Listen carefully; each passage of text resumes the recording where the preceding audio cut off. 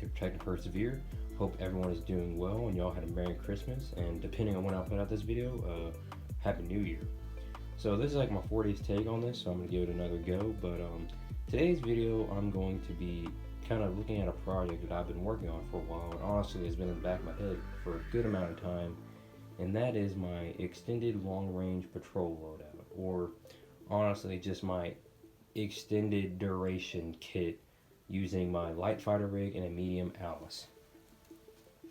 So, and before I jump into this, I'd like to say that I don't know right now if I'm going to make this two different videos, kind of separated, or just one very long video. So sit down, get a nice cup of coffee or something. But yeah, here we go. I'm not sure. Yeah.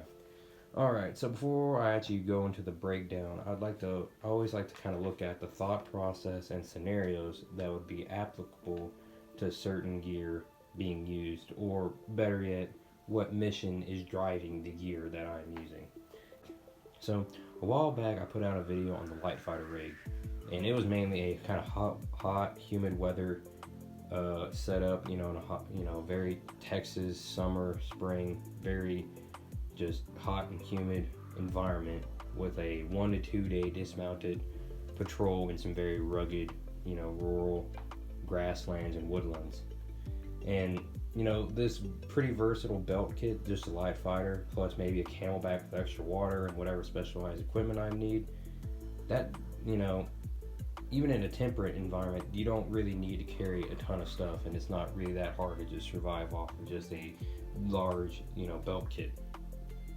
Like I said, depending on, carrying like extra water and specialized stuff.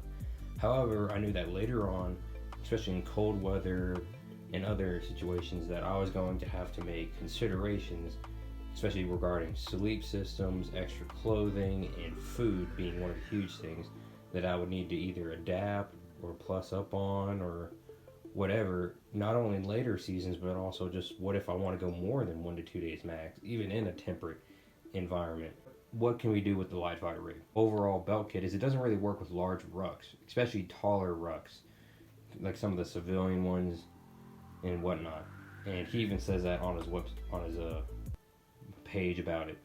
And I'll also agree with that. It kind of works with a large Alice, and I actually have a video of that on my Insta. But it's not that comfortable, and it only really works if I barely load the butt pack, and that kind of defeats the purpose of having a large butt pack in general. And it was just awkward. The frame of a large the frame on a large Alice just didn't ride right, so it just didn't work out. And that's when I kind of started looking at what are some short backpacks. I already messed around with camelback in the summertime that sat pretty well on it, and I kind of just said, what, medium Alice kind of looks like it will sit perfect on top of the butt pack, kind of like a teacup on a shelf, or like a bottle on a coaster. Probably just got that backwards.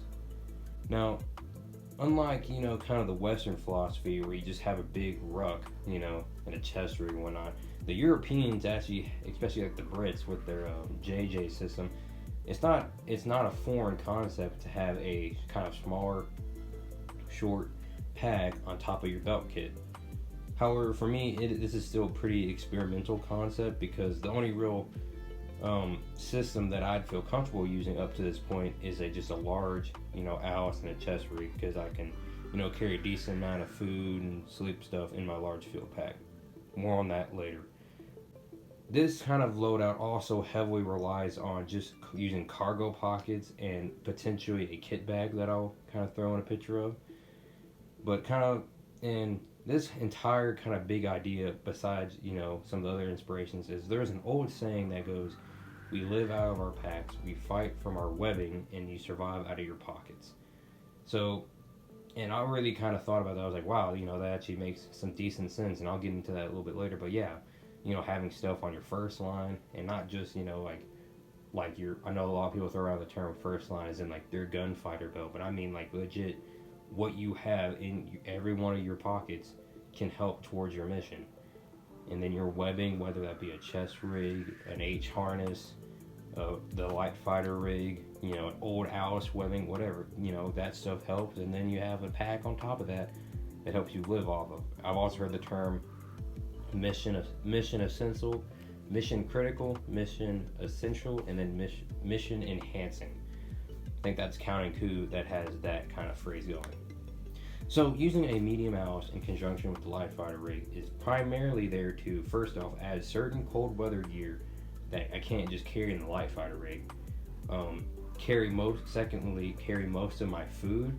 Like I said, the light fighter rig, even in hot weather, can only carry 1 to 2 days worth of food usually. I know you could stretch it, but even in cold weather, you need to carry more food. Third, comfort and contingencies. Fourth, consumables that need replacing. And so besides food, there are other things that are consumables, such as, like whatever heating source you're using. Is it going to be, BCB, like Esbit, those little fire things? Is it going to be, like, are you using gas, alcohol, whatever? Because in the winter, you're going to need some type of way to heat up. You're even just heating up, like wet rations or boiling water or whatever. And then also, the medium house provides me flexibility. So, and we're almost there. So I described the technical aspects of how the light fighter rig plus a medium house plus cargo pockets plus potentially a kit bag equals potentially more like 3 to 5 days. But this is totally depending on, like I said, what's the weather gonna be like? Are we talking about temperate? Because if it's just, let's say 70 degrees during the day, 40 at night, that's, I really don't need to carry a lot of stuff, versus if it's like 0 degrees with negative wind chills. So all that being said, regardless of how long I could stretch, my duration in the field, is why do I need to be out in the field that long, hypothetically? And that is where I tackle the big why, and why I've even thought about any of this, and why is any of this even relevant, or am I just wasting my time? So this is where some of y'all might say I'm crazy and hop off, and I totally get that. And to be clear, I don't want any of what I'm going to talk about to happen. It's all hypothetical and just kind of in the aspect of preparation and preparing for the worst but praying for the best. So this is really where we're getting into the whole scenario kind of part that I actually really enjoy. I know Brass Facts, Risky Krisky, Prepared Airmen, Modern Frontiers, and there's a ton of dudes putting out videos similar to this, where it's not just gear porn where you just have like, oh, this brand new item I got sent to me. No, I don't. That stuff's cool, kind of, but not really. I'm more interested of like, what is your use case for this thing? What are some things that I haven't thought of? So this is where I'm kind of what my use case is. So I feel like a lot, and when I look at preparedness, I don't always think it's like the end of the world. Or I don't think that just because it's not the end of the world doesn't mean there are problems happening that have to be addressed. So this is not necessarily gear for the apocalypse, or like the rapture hasn't happened yet, Christ hasn't returned, the Covenant hasn't freaking destroyed Reach, Master Chief's running around, Ben Affleck and Bruce Willis aren't singing I Don't Want to Close My Eyes, while an asteroid's coming to Earth. None of that's happening.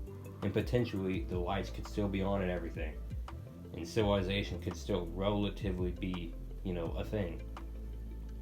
And kind of the theme of this is that lesser things can cause bigger problems. I want y'all to ponder that. So think localized or state all the way up to nationwide problems. So think, like Katrina, the LA riots, the 2020 riots, grid failures, gridlock, Great Depression, famine, all the way and up to including the book of Revelation.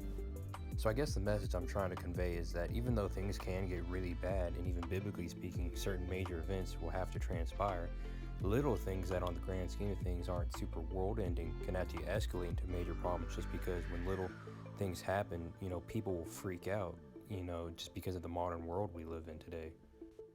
Also, there's a saying that goes, the two biggest killers in a crap hits the fan scenario is going to be starvation and people. And starvation you can handle in a lot of ways, but however, people is a more complicated issue in my opinion. I live, first off, in a fairly rural area. Sadly, it's becoming less and less rural every day. But I'm still pretty far from most big cities or large populations. Enough to make a grocery shopping excursion or doctor visit to be a major hassle. and honestly have to prepare to do just that. So if something happens, let's say the power's out, no one knows what's happening for multiple days, no radio broadcast, no internet, connection, none of the neighbors know what happened. Eventually, you're going to want to know what happened.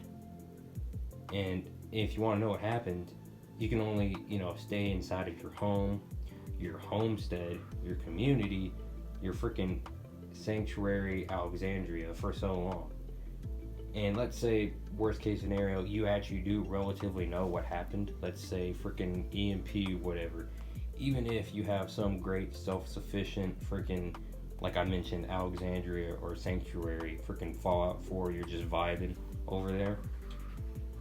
Intel is priceless. Not to mention security outside of the wire, LPOPs outside of your AO, just in case of early warnings, in case anything happens. Honestly, Brass Facts has a ton of videos talking about this very specific kind of niche where you would want to be able to do recon, if not active security, outside of where you live, just because intel is so valuable at that point. You would have to kind of delegate resources to go out and figure out what's happening. So kind of back to gear. Alright, so now that I've kind of, ranted on about potentially what are some scenarios where you might want to be able to do recon, recce outside of, where you live, even if it's just 1 mile away from home, or maybe potentially many miles, just to figure out where other people live and what's going on. So the kind of goal for this loadout is to be able to travel relatively quickly, be able to do many miles during the day, or potentially at night. That's one thing Brass Facts and Risky Chris talk about, is the use of night vision. Potentially, if maybe things I think are sketchy enough, I might want to move at night. And so I need to be able to move at night quickly. Stealth is also very ideal. I don't know what potentially I could be running into, so I need to be as stealthy as possible, and that is why a lot of this stuff is camouflage based and it's military-esque. And also, some of the goals is contingencies and survival. This goal stuff has to be able to sustain me outside of where I live. Not just, like caloric, needs and, like cold weather, but also just my overall survival and contingencies, whether that be I make contact with enemy people, bad people, or just simply I have to adapt and overcome to certain problems. Maybe multiple contingencies have to be met where maybe multiple bad things happen. Like, for instance, I meet bad people, we get overrun, and now I'm fleeing for my life, potentially trying to get back to my AO, or not even, maybe I don't want them to know where my AO is, so I have to flee elsewhere and I'm just in survival mode. So I have to be able to adapt. Like I said, all this is hypothetical. And also, like I said, flexibility. Alright, so what are the advantages of using this kind of system? So first off, I want this system to be as lightweight as possible. Like I said, I'm trying to travel multiple miles doing this because honestly, just my AO, it may take me a couple days to just reach civilization, more or less. It needs to be efficient in its weight distribution. So, like I said, I'm going to be traveling for a long time. I need that to be, as comfortable as possible and less fatiguing if possible. So for instance, a large ruck might be able to carry all the stuff I need to be out there for a long time, but if it weighs me down, I can't move as fast, get tired. Is it rubbing? Is it just my legs are getting super tired, or maybe my back's getting really wore out? Those are all considerations. Also, if I just have a huge ruck and I need to, let's say, like I said, I encounter a large force and I need to drop it to evade, or maybe I want to engage, but I don't want to have the burden of having, a ruck on my back. I should, there's a certain, there's considerations and situations where you might just want to not have a large ruck on your shoulders. And that's one thing, is surviving multiple days away from help, with just a chest rig is tough, if not impossible, especially in very cold weather. If you drop your ruck and, your sleep system, your tarp, whatever, warming layers, extra socks, water, all of that, if you drop that and you can't get back to that and you're by yourself, you have no backup, you, like I said, you're not in the military, you can't just get an airdrop, you're going to be in trouble. And the light fighter rig plus my first line items, you know, like I said, it's in my pocket and stuff, and potentially my kit bag, that is already capable of sustaining me for at least 1 to 2 days. Like I said, that was the whole purpose of the light fighter, was a 1 to 2 day, 3 season ish kind of, you know, gear to help you survive in that duration, you know, and dismount and patrolling.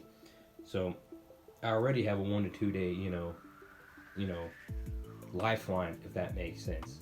Also, this system allows, if let's say I wanted to scout out, you know, an evil group, let's say they're doing very bad things, and I want to get a little bit closer to either study them and then report back, or heck, maybe I'm just like, hey, these dudes are really doing some very bad stuff and I don't want them getting back to my group, and maybe we want to just straight up, just me and my buddy, or maybe my, you know, 2 other buddies, we want to just straight up, you know, take them out. And I know, gasp, that's pretty crazy considering most of the prepared citizen stuff is all defensive stuff. Well, if things have gotten bad enough and people are doing really bad stuff to other people, isn't it your job to kind of protect the innocent? And yeah, that's a whole other rabbit hole.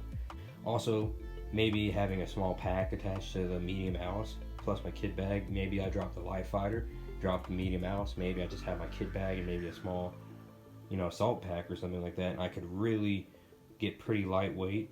And maybe I need to sneak into a town, maybe figure out what's going on. Maybe like I said, there's a whole spectrum of what society could be like at this time. I'd be as stealthy as possible. Heck, maybe I'm trying to scavenge some things. Maybe I'm like, hey, that we need certain things back at the homestead. I'm gonna go sneak in there really fast, try to move in and out without people seeing me, especially, like I said, at night. If a bunch of stuff's weighing you down, you know, that's not going to be that possible. Also, heck, maybe you pack some civilian clothes in your medium house that, you know, would kind of be pointless to just pack in my light fighter. I could pack civilian clothes, maybe a concealed handgun, and like maybe 1 extra mag, and heck, I could blend into society, come back, you know, after figuring out what I need to figure out, go back to where I stashed all my gear, put that on, return back. That's a whole different video, but that's something that, you know, that's another flexible thing to, you know, be able to have in the toolbox.